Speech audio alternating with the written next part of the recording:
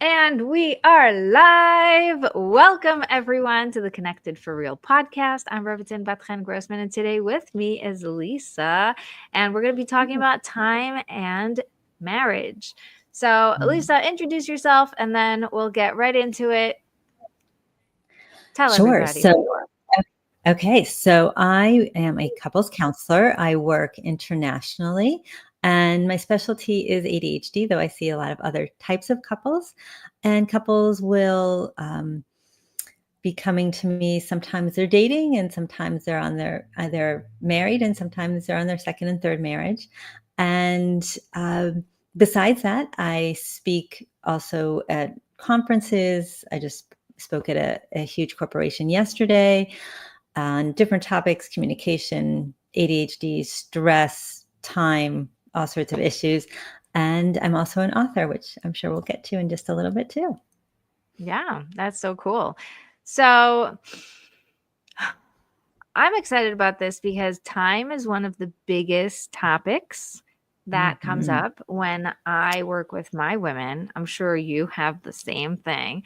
Time and marriage, how time affects marriage, how marriage affects the way you see yourself within time and what you believe about yourself and your abilities, and just, our identity around time. I'm not good with time, or I'm always late, or, I'm lazy. There's all these things that we create about ourselves. Like, we don't create them on purpose, but the beliefs that we have, the stories that we tell ourselves about time, about the way we manage time.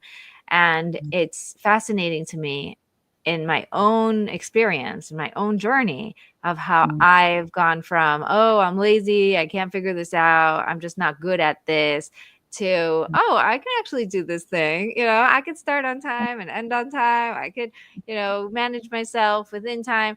I didn't think it was possible. So, just for anybody who thinks it's impossible, it's possible. It's very cool. You can do it. Like, what's going on there? Yeah. What a great, you mentioned so many different things. The first piece is, let's talk narratives, the stories that we tell ourselves. And I have to say, I didn't hear positives, and I don't think anybody comes in with positive stories. We have all these negative stories, whether it's, wherever it comes from, it comes in, and then it impacts our conversations with ourselves and with others, and certainly our partners. And I usually just try to slow down people and just say, like, let's just notice. I really try to move judgment out of the conversation. Let's just notice the narratives.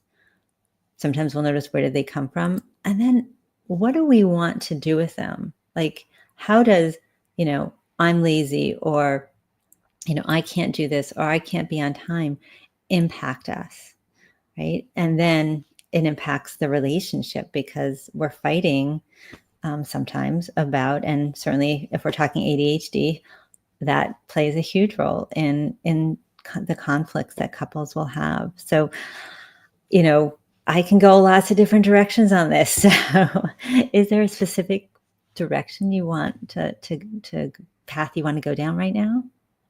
Yeah, I feel like one of the biggest problems that I see Mm. is when the husband is normal. He's a square. Like, he can figure it out. He's gone to, he goes, he comes back, he has a schedule, he knows when to be on time, blah, blah, blah, right? And then, like, Right. why can't you just get it? There's this, like, it almost, people tell me he makes me feel broken, which obviously he can't make you feel anything because he is just doing him and you're just doing you. But, like, in that relationship, in that interaction, there is a feeling that your husband's pulling you down and pushing you down and, like, shoving it in your face that there is something wrong with you, and that you're broken, and that you're not okay or not enough. And that's way more, it feels like, than a narrative, right? Like, a narrative is maybe something I think about myself or how I see myself. But, like, if I have somebody shoving it in my face every single day, it feels a lot more potent, it has a lot more power on us. And Right. a lot of times that can really create so much resentment. Yes. So much resentment. So, what I hear you saying is like we have our own narratives, right? But I actually do try to ask partners to identify their narratives about their partner, right? Because those play out, and then we explore how does, if you keep that narrative about your partner, how's that impacting them? Because like you said, it pulls them down, it hurts them. And most of the couples I work with, they don't want to do that. And so we try, and then, like you said, it causes resentment and pain and hurt and anguish and all sorts of things, and stress in the marriage. So I usually try to go, okay, right? You have your narratives, you have your narratives. What do we want to do? Like, is this helping it? A lot of times there are assumptions, sometimes where they're not checked. And sometimes it's like, well, you've been late for the last, 5 years. That's not a narrative. That's true. Right. And then sort of, what do we want to do with that? Right. So each person can do something with that. So one person can decide like, I want to change that. Okay, well, let's figure out how do we want to change that. The other person might decide, maybe I'm just going to accept that. And I have to say, one of my clients actually said it out loud. He was very excited with himself. He said, we were on time, like over the holidays, everything that we had to get to, we were on time. Great. And I had a feeling he had done this. He let the cat out of the bag. He goes, instead of telling her it was at 1, I told her it was 12:45. And you know what? She was like, okay, tell me it's at 12:45. We'll be ready by 1. He was happy. She was happy. And there was no fighting. Okay. Right. That works. Doesn't work for everybody, but you have to come up with something, because going around and around on the same subject is exhausting. And it doesn't feel good for you, for either one of you. So we've got to do something different. I love that you said your husband is, for the most part, not trying to push you down. Like husbands don't wake up in the morning thinking, how can I mess my wife's day today? It doesn't work that way. And a lot of times we think it does because that's how it feels. Like, what is it? Your entire being is just to get on my case, right? But like, it's not. It actually isn't. And a lot of times, from my own experience, what I have found is that my husband's just really trying to like reflect to me reality or show me what time it is. He'll just randomly ask me like, what time is it? What time is it? I'll be like, what are you trying to say? He's like, I just want to make you aware of the time. Like, I really, really did not say anything other than what I said. So realizing, taking away that power, taking away that like story about him also is extremely important. Powerful. I like what you said, because can a question just be a question, right? And not imply all these things. And a lot of times we make assumptions that question about what time is it actually means all sorts of other things, when maybe it's just what time is it? So it's interesting how we can sort of put all sorts of things in there. And then it can also be the way that's asked, right? Sometimes someone can ask a very neutral question like, hey, what time is it? And we didn't hear that. We heard, what time is it? Like, implying and suggesting that, like, did you notice that it's late, that we're running late? And it's just right. So Hannah Mason is a fellow coach. She's amazing. And do you know her? Oh, I love her. Yeah. She calls it the ATM machine, that your brain is an ATM machine. And that means, so you hear a random sentence from someone says, what time is it? And your brain automatically goes, and that means that he thinks I'm late. And that means that I'm no good for nothing. And that means I'll never get it right. And right. And like, we go into this whole loop just because our brain is doing this thing. Yeah. That loop. I tell people, like, you have to watch out for that loop. I'm glad that you named it, because sometimes we don't realize that we're looping. And when we get in there, oh my gosh, it's like a hamster wheel. We just keep going, or like the treadmill, we just go, and we can't get off of it. And it's so hard to put the brakes on, like if you think about a treadmill, if you turn it off quickly, like it's a little bit of a shock to the system, right? But how do you get off? Because if you don't, again, you're running a narrative and a story that's not going to help this relationship, not going to help you. And it just, again, gets into this painful loop. And so Yeah. I'm glad I you want to talk to mentioned you that. about your book. And Yeah. specifically, my biggest question is, because I always have this, like, pulled in two directions. Mhm. Yeah. ADHD, it's a label, you know? Right. Yeah. And sometimes it's like a relief at first. Or like, oh, Mhm. finally I figured out what's wrong with me. But then it's Mhm. like a label that sort of keeps you stuck in that label too. And I've Right. seen people Mhm. let that Right. mm, hold them back. Yeah. Right. Right. So on that topic, it's so interesting. I was just speaking with somebody yesterday. I don't remember the name of his book, but it was something about he was so excited that he became diagnosed, he was diagnosed, and it was a sense of relief. So for some Mhm. people, it is a sense of relief. And sometimes people will ask me, like, I think I am, maybe I'm not, I don't know, should I get diagnosed? And I don't think there's a right answer there. Like, maybe, maybe not.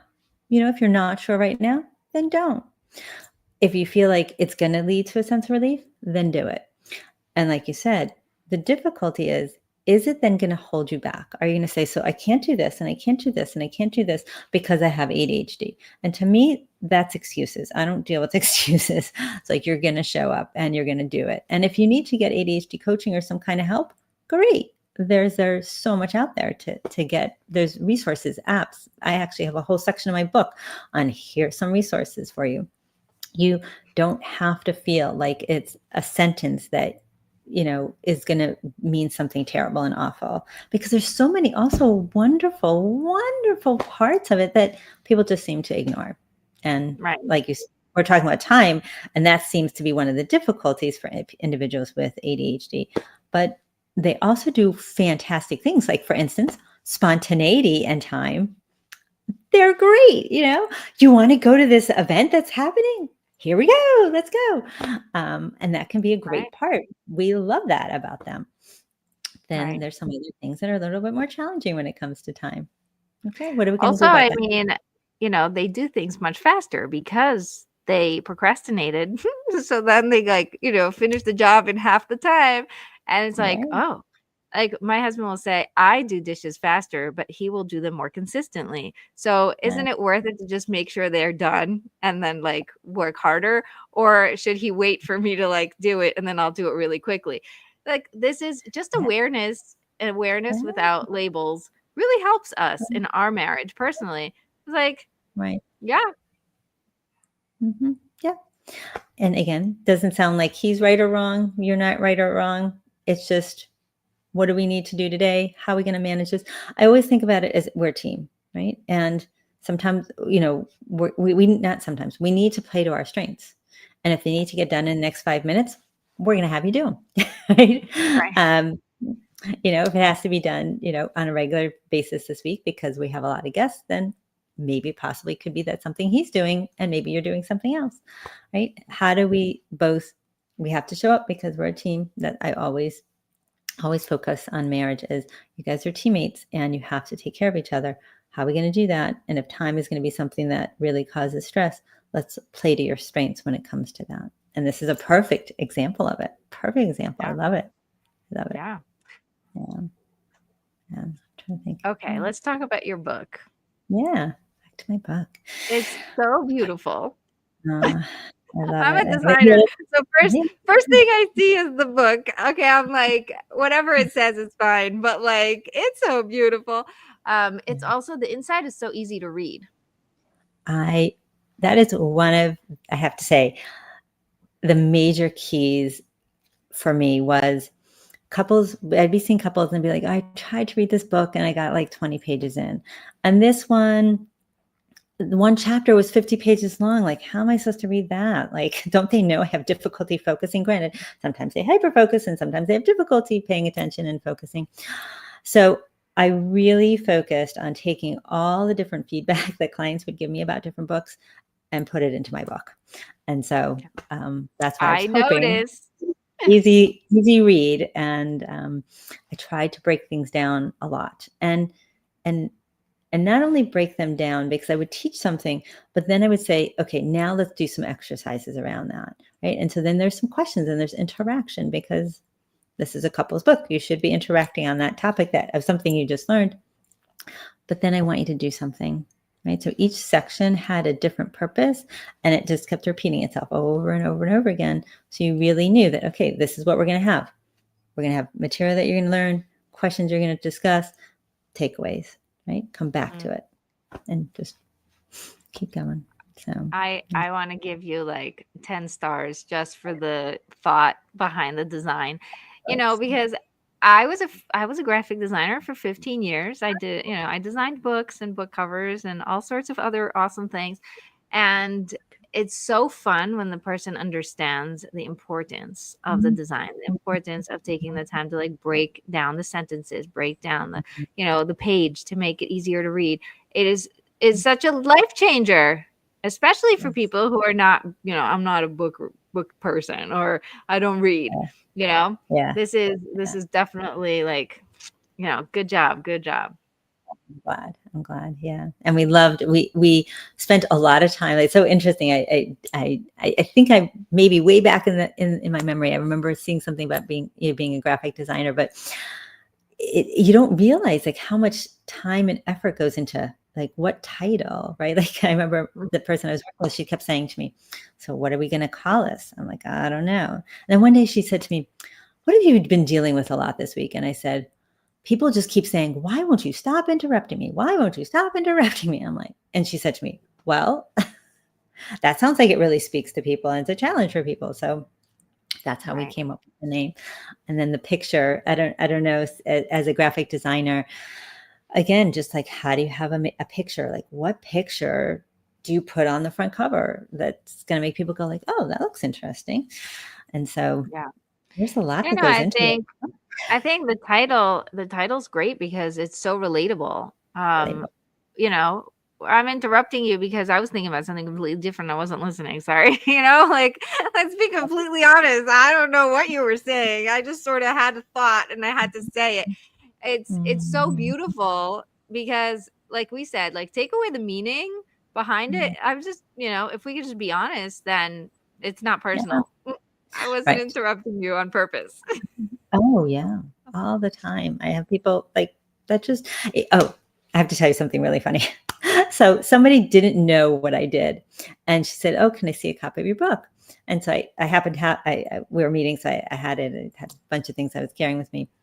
So I showed her the book. She goes, is this a book for Jewish couples?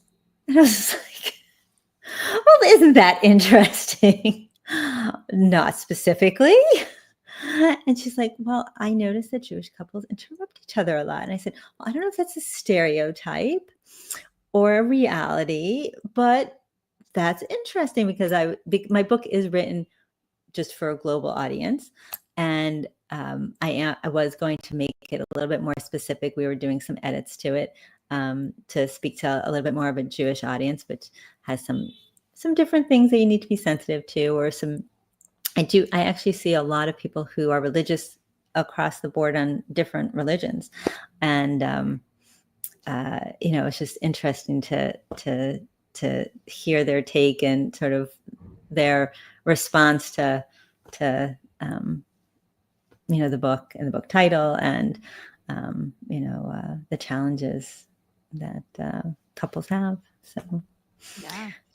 Very, very interesting. I feel like God created marriage in a way that everybody across the board is having universal issues, but we all think we're the only ones.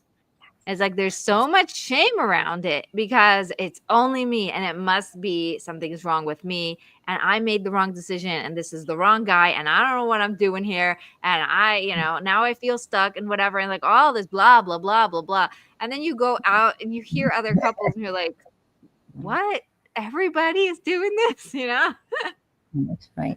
And that was actually talking about one piece. I didn't mention the other piece of my book, which is about stories. Of course, I can't make it a real couple, but I tried to keep it relatable. because people often come in and they're like, I know you've never seen this before. And I'm thinking, I've seen it 50 times this week. I want to normalize it for people. They aren't, not only as a couple, are we having these universal challenges? Certainly people with an ADHD have some very universal challenges across the board. But I think people need to know, like, and there is this, I don't know if it's shame, but an embarrassment. As an individual therapist, people would refer me all the time. Oh, Lisa's great. Contact her for, I did a lot of trauma work, but couples, like, no, I don't want to tell anybody that I'm having a relationship problem. And so, it can be And then you challenging. hear about it when it's quote unquote too late, which I don't believe that there is never too late. I know. Yeah. I've had some couples remarry. Yeah. Really? That's so cute. Yeah. You have to all I'll say about that is, please get help if you decide to remarry. You really need very, very clear, whatever were the challenges there, they didn't go away. They will repeat themselves, and make sure that you really get the help that you need to not just do it again the second time, because that sometimes happens frequently. So. Yeah, no, listen, even when people get divorced and marry someone else, the problems don't necessarily go away. A lot of people are like, oh, I'll get a different guy and everything will be different. But like, nope, because, God made everyone around you these mirrors, right? They're all showing you what you need to work on. So if you didn't fix it the first time, it's just going to show itself again. Oh, yes. Yes.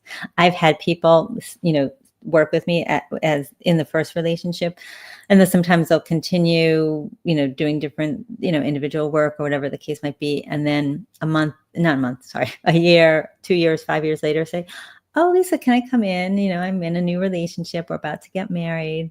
The person not only walks in looking, I've had it, looking like the first spouse, but the relationship issues are, like you said, exactly the same. If you didn't work them out, they're going to just show up again. And there they are. And we're talking about the same thing again. So it's so true. So true. Oh, so let's talk about a little bit of like, I love picking on people who are different than me. Okay. I don't work with the couple. I only work with the wife. And I love that you work with the couple, because we need both of us in the world. Like, some couples are really happy and willing to go as a couple, and it's wonderful because then they could both get the tools, the help, the whatever they need.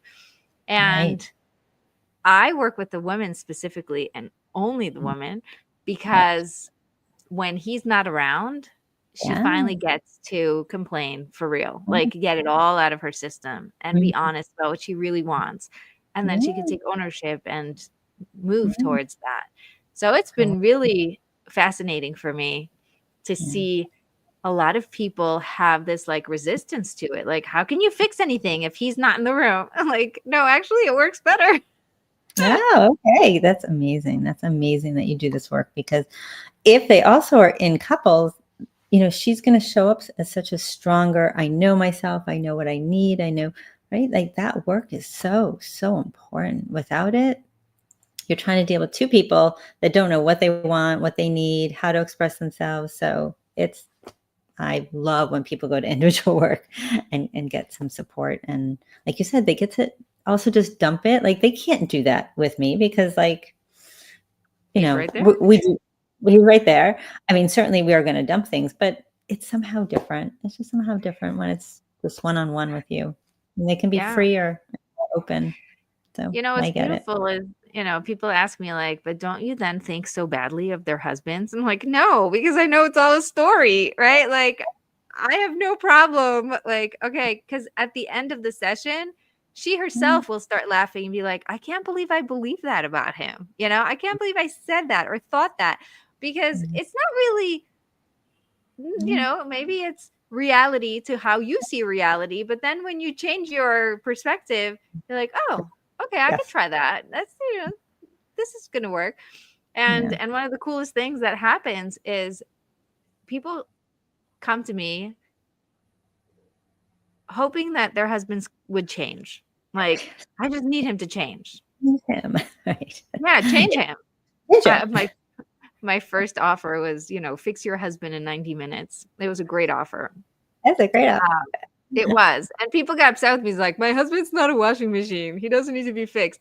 But like, that was what people were saying, right? I just want to fix him because he's the problem. Right. And then when you work with me, it's very clear. I'm not, we're not focusing on him. He's not our problem. We're going to get things fixed from inside. And then what happens is the husband changes. And you're like, what just happened? Like, why is he supportive suddenly? Why is he so nice to me? Why is he speaking differently?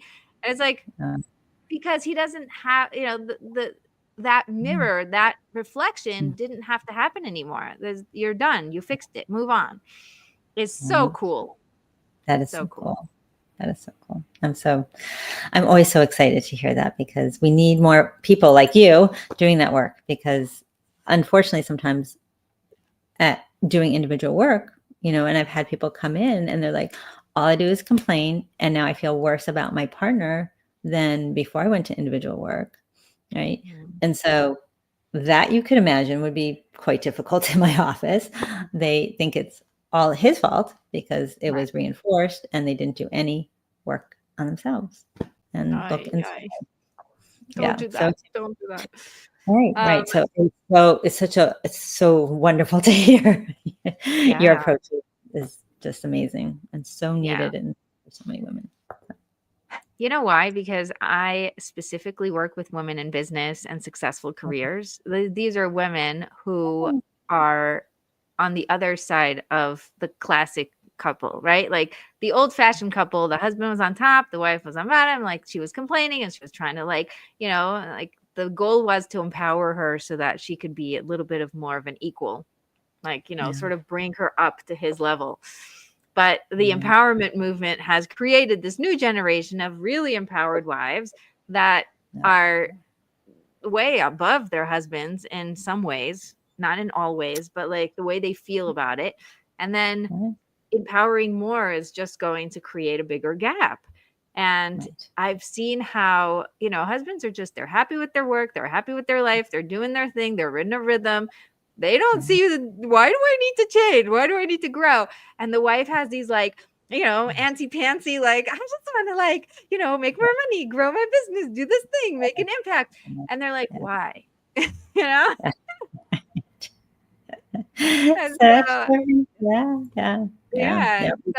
when you're on that side of the spectrum, like you've worked on yourself so much to be able to create a business or to be able to really make an impact, that you already know the basics of mindset work, the basics of what, there's no point of blaming. You just take responsibility, make your goals and go after them. Those things work really well in the business world, but then you have to make them work with your marriage as well. So like my work is finding balance between the business and the marriage and creating that really good feeling in both. Right. And like, I love that idea of balance, because it is sometimes hard, especially, look, even though she's working full time, probably, or quite a bit as an entrepreneur in the business world, she's probably still coming home to doing quite a few things.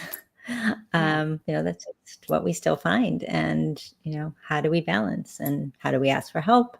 Not, I'm sure something you probably talk to women about. Yes, I do. Can be challenging. And so important. So let's get into some practical advice about somebody who is, not neurotypical, ADHD, just, creative, not really, not that square, routine-y type of person who's got time under their belt. What are some really great things that women are listening right now could just like implement or think about? Okay. So you're saying if the woman, for instance, is neurodiverse, what are some things she can implement? So actually, just before I jump into that, my book, it could be like 500 pages, and I had to stop myself. But one of the chapters I left out, I did write an article about it. And I do have some sort of look over here and look over there. I do want to just say that what we understand about neurodiverse women, since we're here, I want to just put it out there since you probably have a lot of women listening. They do not look the same as the men. And sometimes women are quite shocked that, again, if they decide to get diagnosed, I didn't realize that X, Y, and Z were signs that I was neurodiverse. I just thought it was normal. Right. So, for instance, burnout is one of those signs because women go and they can really hyper focus, and they go and they go and they go and they go and they go. And so I'm not going to, this is not all about like women and, you know, what are all the signs of neurodiversity, but I will just say that people can reach out to me. I'm happy to send you some things if you want to provide some resources to individuals that, you know, the typical classical, you know, ADHD are based on male patients. And so thinking, you know, impatient, distractible, you know, hyperactive women aren't necessarily, there are some women that look like that, but they don't a good percentage of the time look like that. So I really want to make that awareness out there. That's so good. I'm really happy you said that, because a lot of people will, you know, that's one of the pushbacks about labeling is like, but that's not me. So why are you labeling me like that? Or, you know, not all the signs fit my personality, or like whatever it is. It's like, it's fine. Right. It's fine. Right. You know, realizing that all these labels and all these scientific things, they come to bring awareness, to assist in finding the differences, just so you know, you and your husband are not the same. Surprise, you know, but yeah, but it doesn't mean it's there to limit you to be like, okay, now from now on, this is who you are, right? Right. Yeah. So I don't want to limit anybody, and I don't want to also suggest, oh my gosh, you know, like I've been dealing with burnout for 3 years. That must mean that, you know, Lisa's saying that I have ADHD. I am not saying that. I'm just saying that there are very different signs that we're really in the last few years understanding about women. And I've had a lot of late diagnosed, totally missed in school, because I will say that I find that women seem, just in general, coping, like can cope better, but because the signs, you know, can be, you know, being that really hyper-focused kid, getting those A grades was easy, because there's also not all, but many with a very high intelligence. So I can do this, right? This is not so hard. School is easy for me, but now let's add a marriage, and now let's add a few kids, and now it starts to show. It starts to show. And we can't keep, we're good at keeping balls going in the air, right? We're a good juggler, but you now put 8 balls in the air, and now they start to fall, and I start to see cracks in the things that before I couldn't see. So I think it's just important to notice. So back to your question, which was like, what are some tips and tools? I think if someone's dealing with this, it's knowing where you're having difficulty, right? Because again, every individual, if they're dealing with neurodiversity, specifically ADHD, can be on the spectrum or other things, are going to show up a little bit differently, right? So if you're having a really hard time with clutter or being disorganized, or, you know, let's just pick those 2 areas. There are tremendous resources. Again, if you go to the back of my book, you can just Google it. You can go to ChatGPT. They'll pull up 10 of them for you also. There's a lot of resources. So I always try to encourage people, get some resources. You don't have to be like, you know, I'll figure it out. You've been figuring it out for a really long time. I try to bring tremendous compassion. You've been doing it, and you've been doing great. but it doesn't have to be so hard.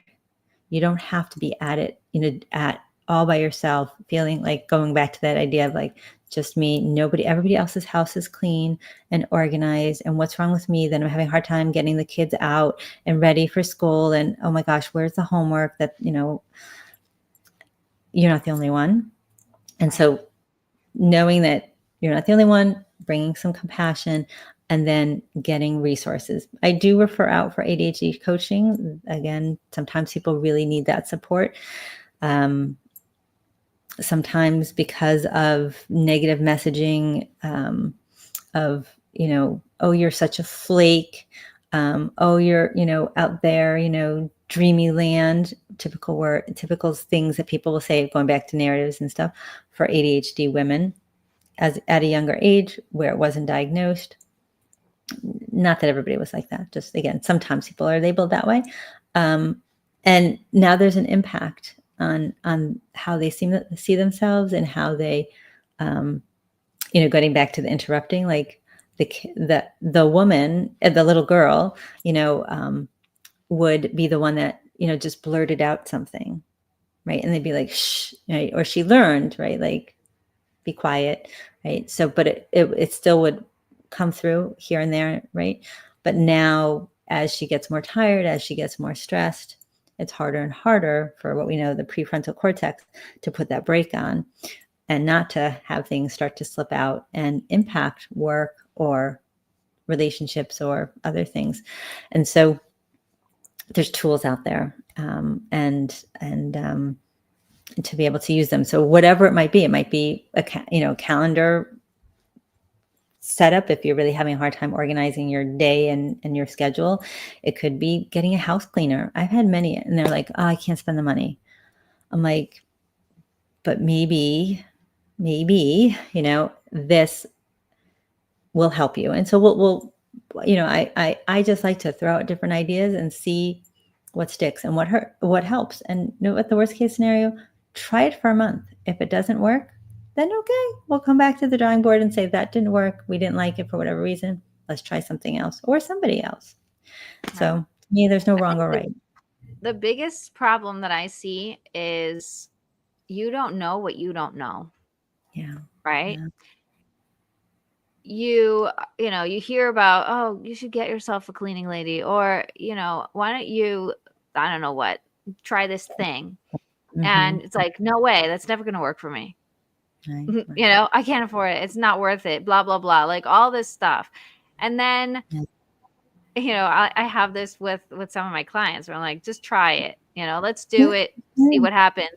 And then they set it up, and it's like, why did I not do this sooner? It changed my life. My capacity is just enormous now. Why?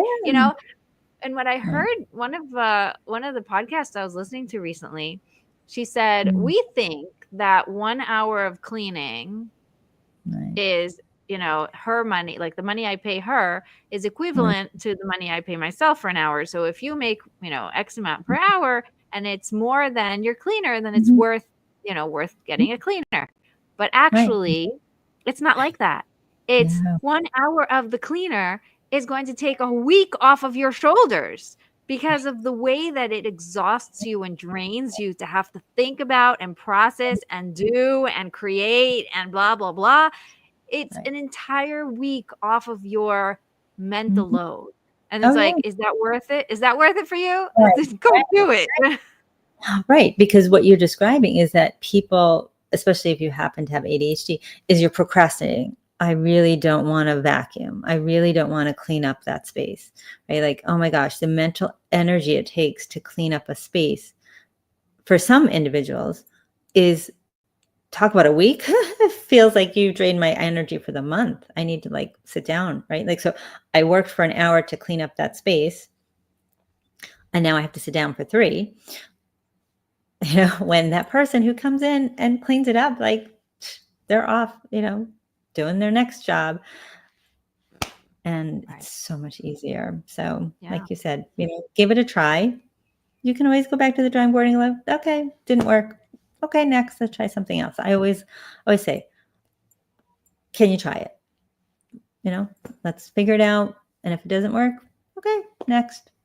But Yeah. you tried it. You knew it worked. And like you said, the best could be that you find out, wow, this is amazing. Why didn't I do this earlier? And then, Right. yay. Feels great. Feels great. Oh, Yeah. I love this conversation. Yeah. So, I Very much. have a couple of resources I'm going to put out right here just in case anybody Yeah. was listening. So, I have the Guide to Unravel Overwhelm, which Mm, should take you 20 minutes to set up and that's then less yeah. than 10 minutes to implement. So, Okay. so cool.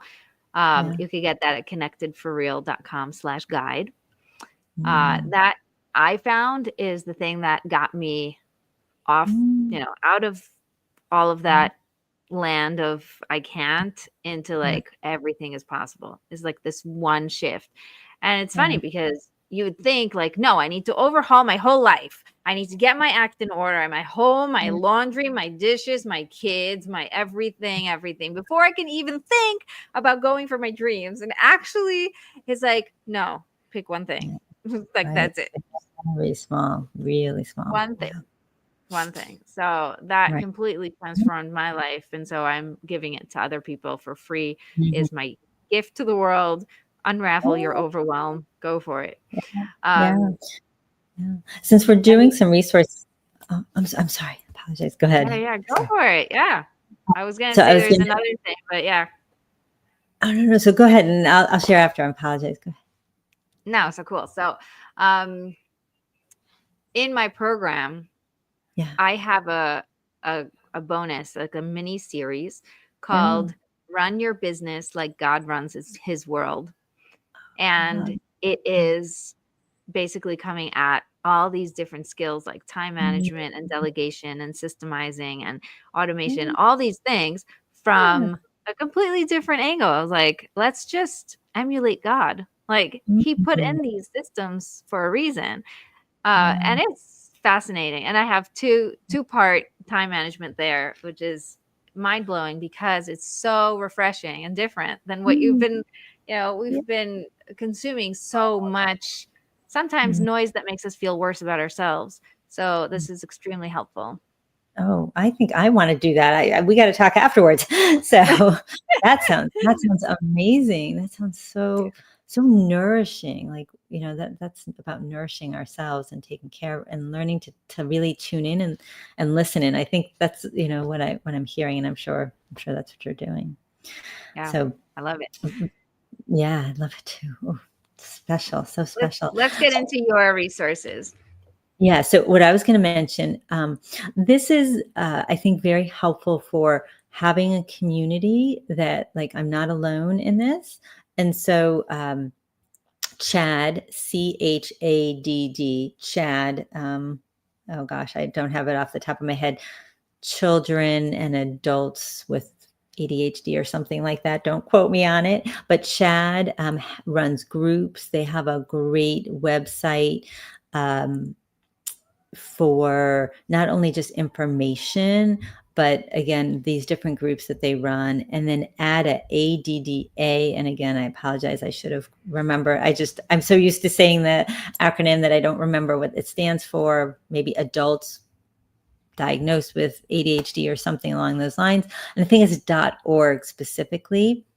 They have a lot of information. They work together. They do a lot of conjoint programming, but they have a magazine, always the latest research, newest research, whatever has just come out, they have it. It's a great place that I turn to also for just connection with the leaders in this neurodiverse world. And they also have different groups and things. So if it needs to fit into your system, there are also um, I'm just trying to think. There are specific breakoffs. If you happen to be Jewish, I think in Chad, I want to say,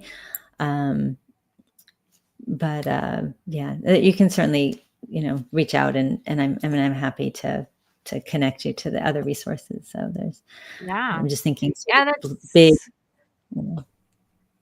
that's it's resources. extremely helpful. It's extremely Yeah. helpful to be part of a community, even just of, just get out of yourself. It's like the main thing. Just get out of your own head. You're not the only one. You're not some like special snowflake that is holding the entire world on her shoulders because nobody else can get it and nobody will understand. It is so relieving just to get out and meet other people and speak to them. And a lot of times, like I said yesterday, I had a training and it was actually a really good training. It was called 4 Steps to Guarantee Your Marriage Survives Your Success. And it was, whoa, it was so good. Anyway, I blew my own mind. That's how excited I am. But one of the things that came out is that like a lot of times the adult noises, like the responsible sounds that are coming out are like your parents, your in-laws, and your husband. So like all these people who know what they're talking about and are telling you, like, you cannot go after your dreams until you get your act in order, right? You cannot do the things you want until you do the things you need. But the opposite is true for people like us. It's like, I can't do the things I have to do because I have no motivation. And if I could just fill myself up, then I would have the energy to do them. Right. Don't they say, there's an expression, I don't remember exactly how it goes, but like, ask the busiest person to get something done. Right. And that's basically what you're saying is that like when we're busy, like we can even get more done. Right. And it's amazing. Also, busy people have the systems in place to get more done because they don't have to reinvent the wheel, right? It's like, oh, I want something done. Okay, how do I usually do something when I want to do it? I've already practiced this muscle of getting things done. But if you're trying to push somebody to do something they don't want to do or don't feel like doing, and you think this is how it should be done, well, guess what? It's not gonna happen. It's not working. No, that's gonna be getting a lot of resistance there, right? A lot of resistance. Wow, that's great. Yeah, we want to. So I'm hearing the entrepreneurs, right? The women who are in businesses and trying to create more and do more. That could and it definitely can impact the relationship, right? How do you bring that energy? Maybe it's a side point. I don't know if this is what you're referring to, but that if I think about marriage, like if we give out to like our business or to others, what do we have at the end of the day? So some people feel like they just come home depleted and they have nothing left for their relationship. And that might be true, but sometimes we get so energized and so excited about what we're doing, or even coming back home with more to give. So, and that's what I really want to talk about. Oh my gosh, you totally hit it. When your job depletes you, it's usually because you're using it as an excuse or as an escape. You are unhappy at home, so you might as well go do something that actually fills you, but then you're not actually being filled because you're not doing it for the right reasons. And then you're working extra hard to pretend that you're extra busy because you need to stay, out. And I see this a lot with, women who will stay up late because they did a webinar and then they had to send out the replay, and then they went on YouTube and got lost in some like productivity thing, and then they watched this documentary, and then but just not to go back and like be mommy. I just want to like stay in this energy of I'm a somebody. Well, that's not a healthy place, right? That's not going to fill you. That's going to be very draining too. So how do we make sure that you go and do the work that you want to do and that you're here to do, but in, from an ease, with flow, with alignment? I'm here for you, God. Help me figure it out, and then go back to doing the things I really want to do. And then you come back to your family. You're like, woohoo! Look at this! I'm so happy, right? And it's contagious. It's contagious. So I actually say most of the women who are making it to 6 figures and then getting divorced, or making it to 1 million and then breaking everything up. Those are women who have been so resentful and squished for so many years that when they finally went for their dreams, it was like not healthy. It wasn't a good energy. It was like, I'm going to show you I can do it. And then when they finally do it, they're like, ha, in your face. Yeah. That's not a very good place to be. Right. No. And so, like, if we want to guarantee that it's not going to be this way, what you want to do is you want to fill yourself up, and you want to lean into God's, purpose that he put into you right here, right? He put you here on purpose to do a purpose. And when you can lean into that and really be in alignment, like, there is no way that you're going to feel the resentment and the frustration and the squishiness. You're just going to fill up and then overflow, right? And then you can fill your kids with all that love and all that excitement because you have what to give, but it's not going to come from a place of depletion. No. And that's, talking about the gifts and noticing all the things that God has given you, and to be able to really see them. I did this earlier. You were saying something in a different perspective, and I was like, yeah, sometimes we need a new set of glasses, and sometimes our brains are wired in such a way that we don't have a tendency to look for the positive in ourselves and sometimes even others. Right. And how do we slow that down and notice and change? Sometimes we need to change our glasses, different set of glasses, and really be able to, I think we need to start with ourselves and be able to notice the gifts and all the strengths and all the wonderful things he's given us. And of course, there's some challenges that we have, but then to be able to say, okay, and now what do I want to do? And how do I share those? And how do I, emanate and light up, my home, and then, the world with that.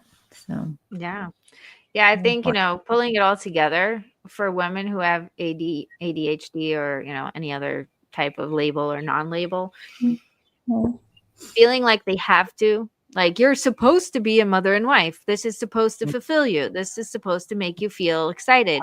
And it's like, but it doesn't. It makes me feel very small and very squished. And then it's the story about the story. It's like, I'm supposed to be happy and I'm not happy. I'm supposed to, and so really giving yourself the permission to realize that, hey, my gift is to multitask. My gift is to go after a lot of things. And I don't have to be limited just because I'm a mother and wife. I could do other things, and it will actually they'll work together so beautifully if I can figure it out, if I can do it right. Yeah. Beautiful. Yes. We are going to work on seeing those gifts and being able to not allow all these labels and limitations from whether it's inside or outside, be able to break out of those, break free. So. Yay. Oh, I love how you did that. Break free. Open your hands. Open it up. Allow yourself to receive that. Yeah, and that's really what God wants us to do, is to break free from the chains and all the things that bind us and just hold us down, right? Like, it just yeah. Okay. So just so everybody knows, we're going to have the link to your book in the show notes and everywhere, everywhere you look. So feel free to click on that. Your book is so beautiful, so well designed, so well written, and it's easy to consume, which I think is phenomenal. I'm very blessed. Yeah. And thank you for doing this work. I'm very happy I have someone to refer to when it comes to couples, because, there is always some people who want to do things together, and this is great. And I have someone that I now, because I definitely need to find some people, like you said, that really want to help support, uplift, and really bring out that woman to be her best self and to bring that into her relationship. And I'm so blessed to connect. So thank you so much. Yes. Thank you so much. Any last words? Where can people find you? Sure. So I think the easiest way to find me is Counselor for Couples, Counselor 4, not the number 4, but FOR, counselor for couples.com. My name, Lisa Rabinowitz. I'll give, I guess maybe just quickly my email address, Lisa R. So my first name with my last initial at the letter T, securemail.com. Maybe we can put that in there too. But that's on my website also. And love to connect. And that sounds amazing. Thank you so much for being my guest. Thank you for having this open conversation and really helping our listeners feel really good about where they are and, exactly how they are, so that they don't have to feel like there's something wrong with them, but more like, let's work with what I have. This has been a really helpful conversation, and thank you for coming. Thank you for listening, and, make sure you come back for more amazing episodes. Don't forget to be connected for real.